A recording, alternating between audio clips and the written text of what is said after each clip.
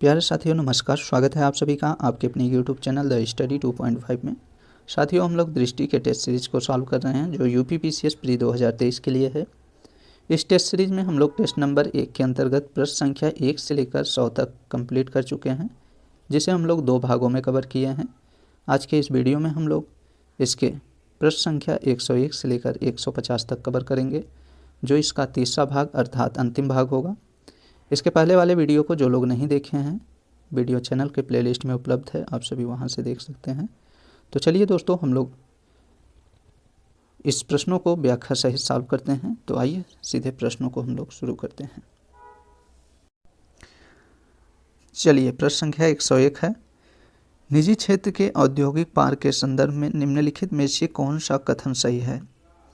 यहाँ बताना है आप सभी को निजी क्षेत्र के औद्योगिक पार्क के संदर्भ में कौन सा कथन सही है। तो पहला कथन दिया है, उत्तर प्रदेश सरकार ने घोषणा की कि राज्य के 15 शहरों में निजी क्षेत्र के औद्योगिक पार्क विकसित किए जाएंगे।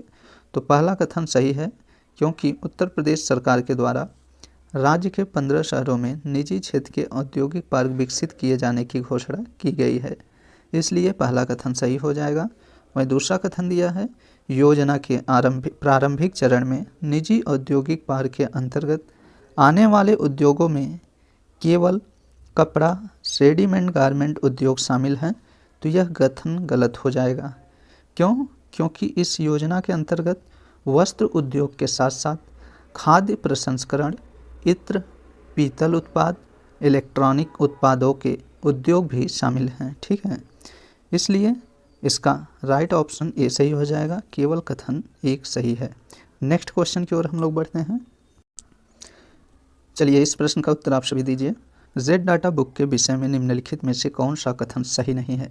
यहाँ रेड डाटा बुक से संबंधित कथन दिया गया है, उनमें से कौन सा कथन सही नहीं है उसे बताना है। तो बताइए आप सभी। पहला कथन है, यह विश्व भर में अपनाई जाने वाली सभी भयावह प्रथाओं का सार्वजनिक डेटा है। तो यह गलत हो जाएगा। क्यों? क्योंकि रेड डाटा बुक इसमें लुप्तप्राय वनस्पतियों और जीवों की सूची शामिल होती हैं, और यह एक सार्वजनिक दस्तावेज है जिसमें पौधों और जंतुओं की दुर्लभ प्रजातियों की सूची है। यह पहली बार वर्ष 1966 में जारी किया गया था। ठीक है, तो बात किया जाए रेड डाटा बुक पहली बार कब जारी किया गया था, तो वर्ष 1966 में जारी किया गया था। आइए हम लोग अगले प्रश्न की ओर बढ़ते हैं। अगला प्रश्न है, विभिन्न आवश्यकताओं के अनुकूलन के कारण विभिन्न दिशाओं में एक ही संरचना का विकास किस प्रकार के रूप में जाना जाता है। तो यह किस प्रकार के रूप में यह संरचना जाना जाता है, तो अपसारी विकास के रूप में। अपसारी विकास क्या होता है? इसमें विभिन्न आवश्यकताओं के अनुकूलन के कारण विभिन्न दिशाओं में एक ही संरचना का विकास किया जाता है। ठीक है, अगला देखते हैं। हाल ही में केंद्रीय संस्कृति मंत्रालय ने अंतर्राष्ट्रीय संग्रहालय दिवस के लिए एक सप्ताह का समारोह आयोजित किया, जो मनाया जाता है तो 18 मई 2022 को। तो संस्कृति मंत्रालय द्वारा आज़ादी का अमृत महोत्सव के उपलक्ष्य में 18 मई 2022 को आगामी अंतर्राष्ट्रीय संग्रहालय दिवस के अवसर पर 16 मई 2022 को 16 मई से लेकर 20 मई 2022 तक अपने संग्रहालयों में एक सप्ताह तक चलने वाले उत्सव का आयोजन किया था। और बात किया जाए अंतर्राष्ट्रीय संग्रहालय दिवस का उद्देश्य की, तो इसका उद्देश्य है देशों के बीच सामुदायिक भवन और सांस्कृतिक आदान प्रदान में संग्रहालयों के महत्व के बारे में जागरूकता पैदा करना है। ठीक है, अगला देखते हैं। सही फसल के विषय में दिया गया है, सही फसल अभियान समर्पित है। तो यह अभियान किस पे समर्पित है, तो यह जल तनाव वाले क्षेत्रों में संबंधित कृषकों को समर्पित है। बात किया जाए सही फसल अभियान की, तो यह राष्ट्रीय जल मिशन द्वारा 14 नवंबर 2019 को सही फसल अभियान शुरू किया गया था, ताकि पानी की कमी वाले क्षेत्रों में कृषकों को ऐसी फसलें उगाने के लिए प्रेरित किया जा सके जो पानी की खपत नहीं करती हैं। ठीक है, इसलिए सही फसल कृषकों से संबंधित है। अगला प्रश्न है, कोयला गैसीकरण प्रक्रिया के दौरान निम्नलिखित में से कौन सी गैस उत्सर्जित होती है। तो बताइए आप सभी, कोयला गैसीकरण के दौरान कौन सी गैस उत्सर्जित होती है। तो इसमें हाइड्रोजन, मीथेन, जल वाष्प, कार्बन मोनोऑक्साइड, ये सभी उत्सर्जित होती हैं, इसलिए इसका राइट ऑप्शन डी सही हो जाएगा। नेक्स्ट है, हाल ही में निम्नलिखित में से किस जिले का नाम बदलकर वशिष्ठ नगर करने का प्रस्ताव पुनः उत्तर प्रदेश राजस्व परिषद को भेजा गया? तो इसका राइट ऑप्शन सी सही हो जाएगा, बस्ती का।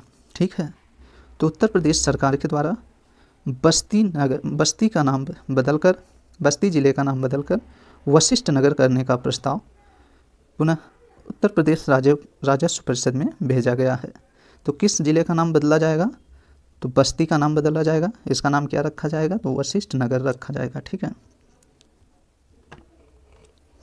चलिए नेक्स्ट प्रश्न देखते हैं। नेक्स्ट प्रश्न है सूची 1 सूची 2 को मैच कराना है। इसमें फसल दिया गया है और रोग दिया गया है कि कौन सा फसल किस रोग से संबंधित है, इसे बताना है। तो बताइए आप सभी, चावल किस रोग से संबंधित हैं? तो चावल ब्लास्ट रोग से संबंधित है। वहीं गन्ना या रेड राट से संबंधित है। चना उकठा रोग से संबंधित है और गेहूं रस्ट रोग से संबंधित है। ठीक है, इसका राइट ऑप्शन बी सही हो जाएगा। अगले प्रश्न की ओर बढ़ते हैं। अगला प्रश्न है संरक्षण प्राथमिकता के IUCN वर्गीकरण के अनुसार एक प्रजाति को शुभेद्य के रूप में चिन्हित करने के लिए निम्नलिखित में से किस स्थिति पर विचार किया जा सकता है? तो यहाँ प्रश्न पूछा जा रहा है कि IUCN वर्गीकरण के अनुसार किस प्रजाति को शुभेद्य के रूप में चिन्हित किया जाता है? तो उस प्रजाति को चिन्हित किया जाता है जो पिछले 10 वर्षों में आबादी में कमी 50% से कम है, उस प्रजाति को शुभेद्य के रूप में चिन्हित किया जाता है। ठीक है, इसलिए इसका राइट ऑप्शन डी सही हो जाएगा। अगले प्रश्न की ओर हम लोग बढ़ते हैं। अगला प्रश्न है सामुदायिक वन संसाधन अधिकारों के संदर्भ में निम्नलिखित कथनों में से कौन सा कथन सही है? यह सामुदायिक वन संसाधन अधिकारों से संबंधित कथन दिए गए हैं, इसमें से कौन सा कथन सही है उसे बताना है।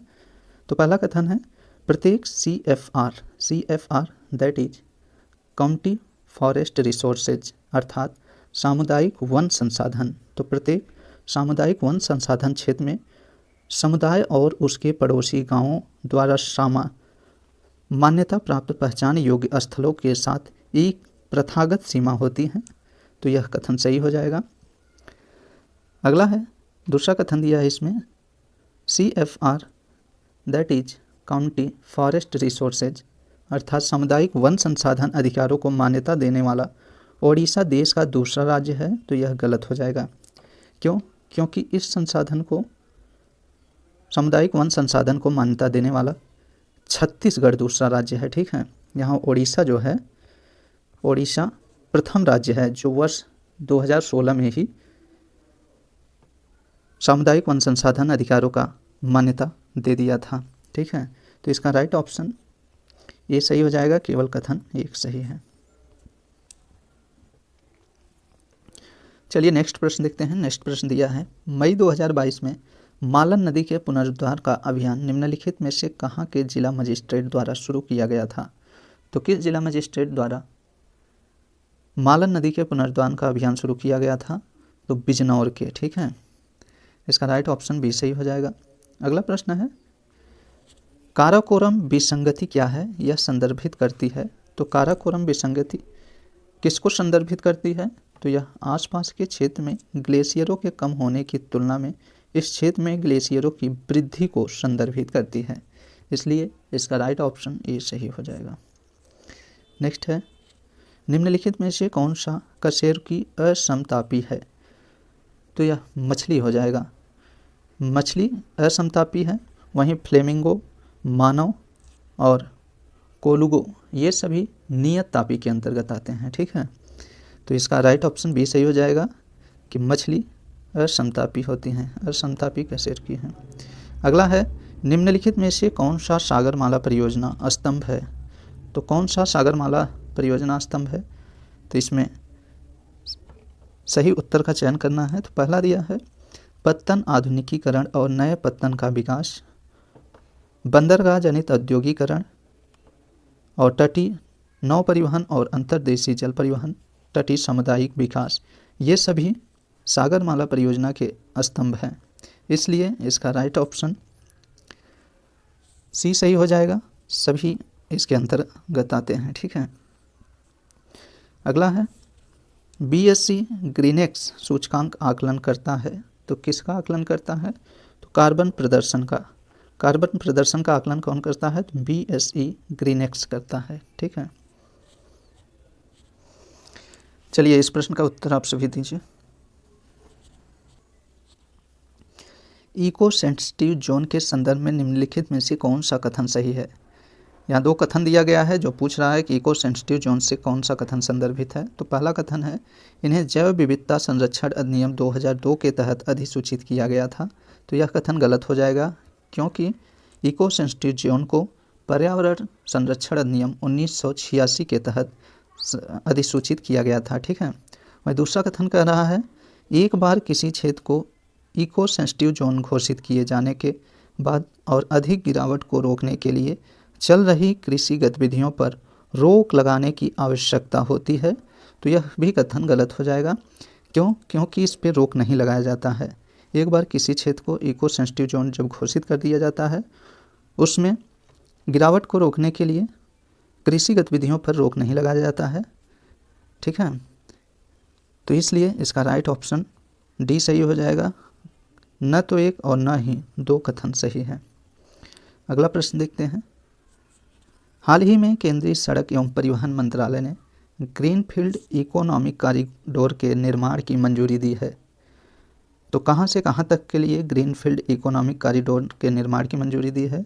तो गाजियाबाद से कानपुर के लिए। ठीक है, इसका राइट ऑप्शन ये सही हो जाएगा। केंद्रीय सड़क एवं परिवहन मंत्रालय के द्वारा ग्रीनफील्ड इकोनॉमिक कॉरिडोर के निर्माण की मंजूरी गाजियाबाद से कानपुर तक दी गई है। बात किया जाए इस कॉरिडोर का, तो यह कॉरिडोर 380 किलोमीटर लंबी है और इसका लक्ष्य बनाने का है 2025 तक। ठीक है, यह कब तक बनके तैयार हो जाएगा? 2025 तक। इसकी लंबाई कुल 380 किलोमीटर है। नेक्स्ट देखते हैं, निम्नलिखित में से कौन सा एक सुमेलित नहीं है? इसमें कौन सा सुमेलित नहीं है उससे बताना है। तो इसमें मार्चेला सुमेलित नहीं है। मार्चेला, इसका राइट ऑप्शन बी सही हो जाएगा। मार्चेला परजीवी से नहीं संबंधित है। यह किस प्रकार का कवक है मार्चेला? तो मृतोपजीवी प्रकार का है। मृतोपजीवी प्रकार का कवक है मार्चेला। ठीक है, और उसके बाद लाइकेन की बात किया जाए तो लाइकेन सहजीवी प्रकार का कवक है और पक्सिनिया यह परजीवी प्रकार का है और पेंसिलियम यह मृतोपजीवी प्रकार का है। ठीक है, अगला देखते हैं, निम्नलिखित में कौन सा अनावृत्ति का उदाहरण है? इसमें बताना है अनावृत बीजी का उदाहरण कौन सा है? तो इसका राइट ऑप्शन सी सही हो जाएगा। साइकस अनावृत बीजी का उदाहरण है। ठीक है, नेक्स्ट देखते हैं, association of Asian election authorities के संदर्भ में निम्नलिखित में से कौन सा कथन सही है? तो पहला कथन है, भारत को फिलीपींस के बाद वर्ष 2002 से 2024 माफ़ करिएगा, इसमें भारत को फिलीपींस के बाद वर्ष 2022 से 24 के लिए association of Asian election authorities के अध्यक्ष के रूप में चुना गया है। तो पहला कथन सही हो जाएगा। दूसरा कथन है, रूस, उज्बेकिस्तान, श्रीलंका, मालदीव, ताइवान और फिलीपींस इसके कार्यकारी सदस्य हैं। तो यह दोनों कथन सही हैं, इसलिए इसका राइट ऑप्शन बी सही हो जाएगा।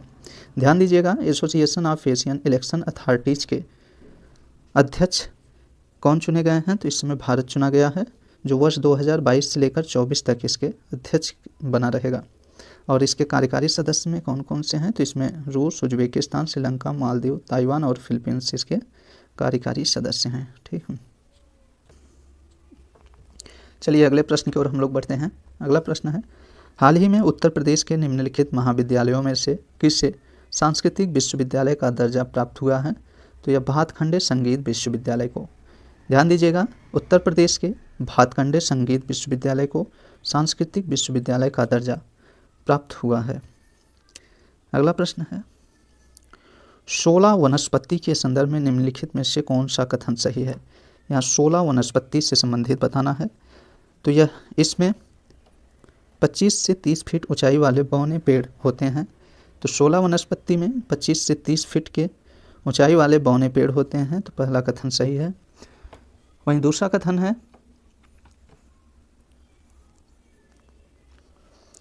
16 नीलगिरी के ऊपरी विस्तार में अन्नामलाई और हिमालय में पाए जाते हैं, तो यह कथन गलत हो जाएगा। क्यों? क्योंकि 16 नीलगिरी के ऊपरी विस्तार में अन्नामलाई में पाए जाते हैं, यह हिमालय में नहीं पाए जाते हैं, ठीक है, इसलिए यह कथन गलत हो जाएगा। इसका राइट ऑप्शन एक सही हो जाएगा, केवल ए सही है। निम्नलिखित तत्वों एवं यौगिकों में से कौन सा तत्व वाहनों द्वारा वातावरण में उत्सर्जित होते हैं? तो कौन से तत्व वाहनों द्वारा वातावरण में उत्सर्जित होते हैं? तो इसमें पारा, सल्फर, वाष्पशील कार्बन यौगिक और जल वाष्प, ये सभी वाहनों द्वारा वातावरण में उत्सर्जित होते हैं, ठीक है, इसलिए इसका राइट ऑप्शन भी सही हो जाएगा। अगला देखते हैं। राष्ट्रीय परिवार स्वास्थ्य सर्वेक्षण 5 के अनुसार भारत में नई कुल प्रजनन दर क्या है? तो 2.0 है। तो राष्ट्रीय परिवार स्वास्थ्य सर्वेक्षण 5 के अनुसार भारत में नई कुल प्रजनन दर 2.0 है, इसे ध्यान रखिएगा। और वन्य जीव संरक्षण अधिनियम 1972 के अनुसार वर्मिंग निम्नलिखित में से किस अनुसूची के अंतर्गत सूचीबद्ध है? तो वर्मिंग अनुसूची 5 के अंतर्गत सूचीबद्ध है, ठीक है। चलिए, यहाँ सम्मेलन और स्थान से संबंधित सूचियाँ दिए गए हैं, इन सूचियों को सुमेलित करना है। तो बताइए, COP27 किस स्थान पर आयोजित किया गया था? तो यह मिस्र में आयोजित किया गया था। वहीं COP26 यह यूनाइटेड किंगडम में स्थापित सम्मेलन किया गया था, और COP25 यह स्पेन में, और COP24 यह पोलैंड में आयोजित किया गया था। तो इसका राइट ऑप्शन डी सही हो जाएगा। नेक्स्ट देखते हैं। उत्तर प्रदेश अंतर्राष्ट्रीय पदक विजेता सीधी भर्ती नियम 2022 के संदर्भ में निम्नलिखित में से कौन सा कथन सही है? यहाँ सही कथन बताना है। तो पहला कथन दिया है, उत्तर प्रदेश सरकार ने अंतर्राष्ट्रीय खेलों में पदक विजेताओं को सीधे 24 राजपत्रित पदों पर नियुक्त के प्रस्ताव को स्वीकृति प्रदान की है। तो पहला कथन सही है।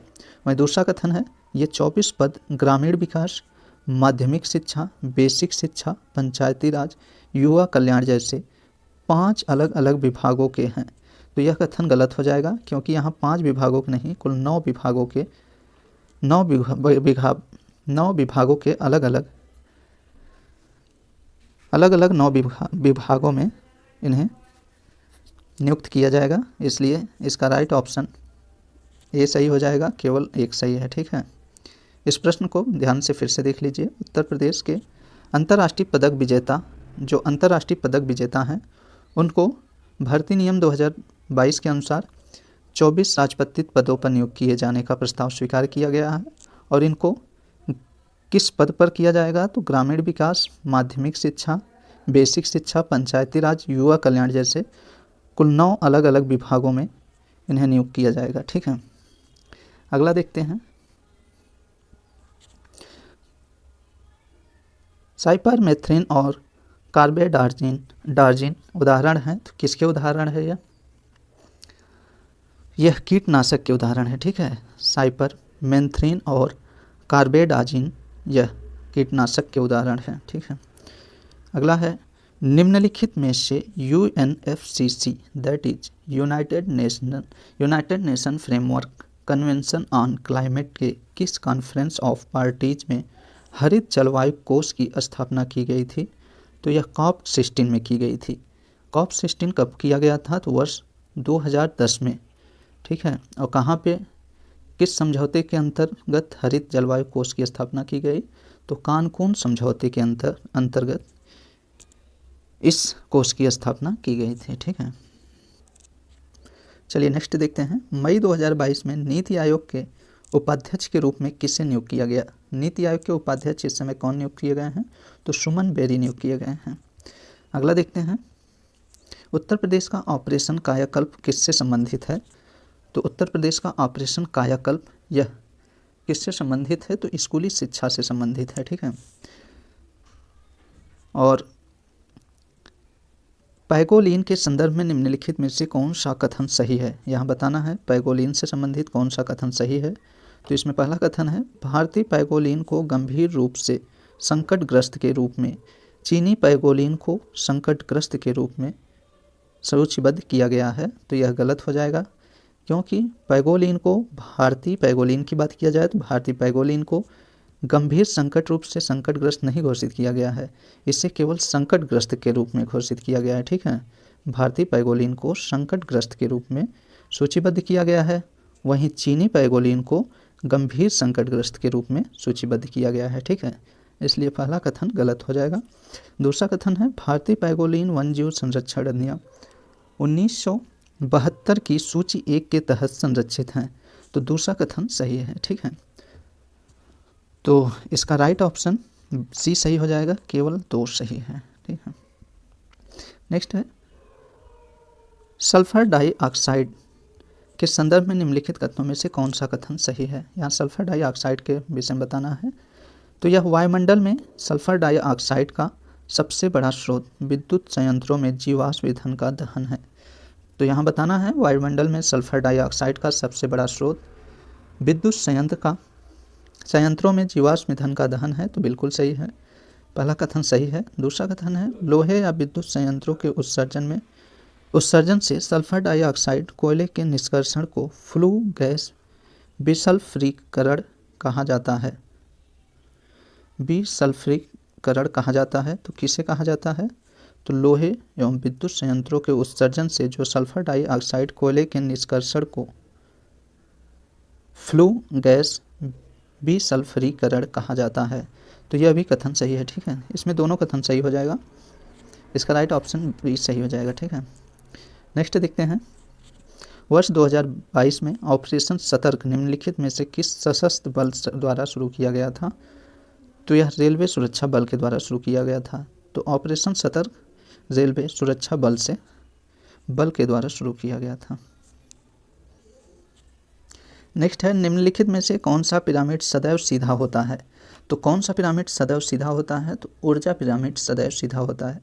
बात किया जाए संख्या पिरामिड और जयभार पिरामिड का, तो यह सदैव सीधा एवं उल्टा दोनों प्रकार के होते हैं। ठीक है, जबकि सदैव सीधा ऊर्जा पिरामिड होता है, इसलिए इसका राइट ऑप्शन बी सही हो जाएगा।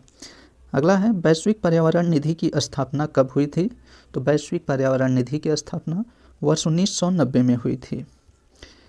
उत्तर प्रदेश के कितने जिलों के लिए भारत सरकार ने प्राकृतिक खेती और अभिनव कृषि को बढ़ावा देने हेतु कुल 82.83 करोड़ रुपए की राशि स्वीकृति की है, तो यह कुल 35 जिलों के लिए यह राशि स्वीकृत की गई है। ठीक है, पिग्मी हॉग, ध्यान दीजिएगा, पिग्मी हॉग की बात किया जा रहा है। यह विश्व का सबसे छोटा सूअर होता है, इसे आप सभी जानते रहिए। पिग्मी हॉग विश्व का सबसे छोटा सूअर है, जो विश्व के सबसे दुर्लभ एवं सबसे छोटे जंगली सूअर हैं। निम्नलिखित में से किस राष्ट्रीय उद्यान में पाए जाते हैं, तो यह मानस राष्ट्रीय उद्यान में पाए जाते हैं। मानस राष्ट्रीय उद्यान कहाँ है, तो असम में है। ठीक है, असम में मानस राष्ट्रीय उद्यान है, इसे जानते रहिए। इसी उद्यान में पिग्मी विश्व के सबसे दुर्लभ एवं सबसे छोटे जंगली सूअर पाए जाते हैं। अगला देखते हैं निम्नलिखित में से कौन सा वृक्षों, झाड़ियों, लताओं और अन्य 12 लकड़ी पादपों की खेती और प्रबंधन का अध्ययन है, तो यह अर्बोरिकल्चर है। और मार्तंड सूर्य मंदिर निम्नलिखित में से किस राज्य एवं केंद्र शासित प्रदेश में स्थित है, तो यह जम्मू कश्मीर में स्थित है। ध्यान दीजिएगा, मार्तंड सूर्य मंदिर जम्मू और कश्मीर में स्थित है। उत्तर प्रदेश के सिल्क एक्सचेंज के संदर्भ में निम्नलिखित में से कौन सा कथन सही है, तो उत्तर प्रदेश सरकार वाराणसी में राज्य का सिल्क एक्सचेंज स्थापित करेगा, तो यह सही है। उत्तर प्रदेश सरकार द्वारा वाराणसी में सिल्क एक्सचेंज स्थापित किया जाएगा। और अगला कथन है एक जिला एक उत्पाद योजना के तहत सिल्क एक्सचेंज का डिजिटलीकरण होगा। ठीक है, इसमें दोनों कथन सही हो जाएगा, इसका राइट ऑप्शन बी सही होगा। नेक्स्ट देखते हैं क्लोनिंग वेक्टर के संदर्भ में निम्नलिखित में से कौन सा कथन सही है। क्लोनिंग वेक्टर से संबंधित देखना है कथन को, तो यह प्लास्मिड, कास्मिड, बैक्टीरियोफेज और ईस्ट के कृत्रिम गुणसूत्र क्लोनिंग वेक्टर के उदाहरण हैं, तो यह सही है। प्लास्मिड और बैक्टीरियोफेज में बैक्टीरिया कोशिकाओं के साथ उसके जीनोम की उच्च प्रतिलिपि संख्या होती हैं, तो यह भी कथन सही है। इसका राइट ऑप्शन बी सही हो जाएगा। कथन 1 और 2 दोनों सही हैं, ठीक है। और अगला प्रश्न है, निम्नलिखित में से कौन सी प्रजाति केवल अरुणाचल प्रदेश के नामदफा टाइगर रिजर्व में पाई जाती हैं? तो अरुणाचल प्रदेश के नामदफा टाइगर रिजर्व में कौन सी प्रजाति पाई जाती है? तो उड़न गिलहरी पाई जाती है, ठीक है। स्वच्छ सर्वेक्षण 2023 के संदर्भ में निम्नलिखित में से कौन सा कथन सही है, इसमें बताना है। स्वच्छ सर्वेक्षण 2023 से संदर्भित, तो स्वच्छ सर्वेक्षण की थीम वेस्ट टू वेल्थ है, तो बिल्कुल सही है। इससे सर्वे के तहत वार्डों की रैंकिंग भी की जाएगी, तो ये भी सही है। खुले में पेशाब और खुले में थूकना सर्वेक्षण के संकेत नहीं है, तो यह गलत हो जाएगा। क्यों? क्योंकि स्वच्छ सर्वेक्षण 2023 के अनुसार खुले में पेशाब और खुले में थूकना सर्वेक्षण के संकेत हैं, ठीक है। और यह आवास और शहरी मामलों के मंत्रालय द्वारा आयोजित किया जाता है। तो स्वच्छ सर्वेक्षण रिपोर्ट किसके द्वारा आयोजित किया जाता है? तो आवास और शहरीकरण मामले के द्वारा। तो इसका राइट ऑप्शन सी सही हो जाएगा। कथन 1, 2 और 3 ये तीनों सही हैं। अगला है, माफ करिएगा, इसमें कथन 1, 2 और 4 सही हैं, ठीक है। तीसरा कथन नहीं सही है क्योंकि यहाँ बोला गया है नहीं, तो ये स्वच्छ सर्वेक्षण के अंतर्गत आते हैं, इसलिए यह कथन गलत हो जाएगा, ठीक है। नेक्स्ट देखते हैं हम लोग, यहाँ कथन कारण से संबंधित प्रश्न है। कथन है, सूर्यताप जैवमंडलीय पारिस्थितिकी तंत्र के लिए सबसे महत्वपूर्ण ऊर्जा स्रोत है। कारण है इसका, सौर विकिरण हरे पौधे द्वारा भोजन तथा रासायनिक उत्सर्जन में परिवर्तित हो जाते हैं, तो बिल्कुल सही है। कथन कारण दोनों सही है, ध्यान दीजिएगा। कथन है, सूर्यताप जैवमंडलीय पारिस्थितिकी तंत्र के लिए सबसे महत्वपूर्ण ऊर्जा के स्रोत हैं। क्यों? क्योंकि सौर विकिरण हरे पौधों द्वारा भोजन तथा रासायनिक ऊर्जा में परिवर्तित हो जाता है, ठीक है। कथन और कारण दोनों सही है और कारण कथन का सही व्याख्या है, ठीक है। नेक्स्ट देखते हैं, रॉयल बंगाल टाइगर IUCN स्थिति क्या है? रॉयल बंगाल टाइगर की IUCN स्थिति क्या है? तो यह संकटग्रस्त की स्थिति में है, ठीक है। रॉयल बंगाल टाइगर IUCN के संकटग्रस्त स्थिति में दर्ज किया गया है। हाल ही में निम्नलिखित में से किस स्थान पर भारत के प्रधानमंत्री ने विश्व के पहले लिक्विड नैनो यूरिया संयंत्र का उद्घाटन किया है? तो कलोल में किया है, ठीक है। प्रधानमंत्री के द्वारा विश्व के पहले लिक्विड नैनो यूरिया का उद्घाटन कलोल में, कलोल कहाँ है? तो यह गुजरात में स्थित है, ठीक है।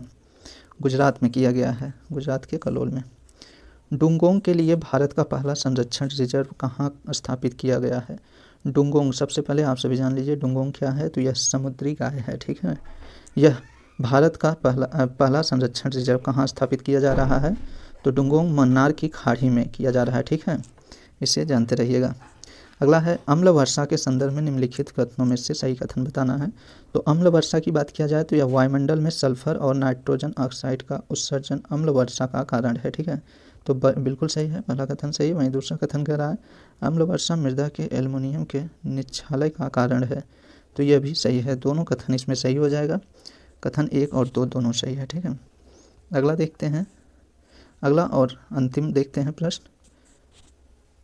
उत्तर प्रदेश का संस्कृत विभाग एक सामुदायिक रेडियो स्टेशन स्थापित करने जा रहा है, जिसका नाम क्या है? तो जय घोष है। तो उत्तर प्रदेश का संस्कृत विभाग एक सामुदायिक रेडियो स्टेशन स्थापित करने जा रहा है, जिसका नाम जय घोष है। इसका उद्देश्य क्या है? इस रेडियो स्टेशन स्थापित करने का उद्देश्य क्या है? तो इसका उद्देश्य है उत्तर प्रदेश की अनूठी सांस्कृतिक पहचान को बनाए रखना और बढ़ावा देना, साथ ही में लोकप्रियता बनाना है, ठीक है। तो दोस्तों, हम लोग दृष्टि के टेस्ट नंबर 1 के अंतर्गत सभी 150 प्रश्न इस वीडियो में कवर कर लिए हैं।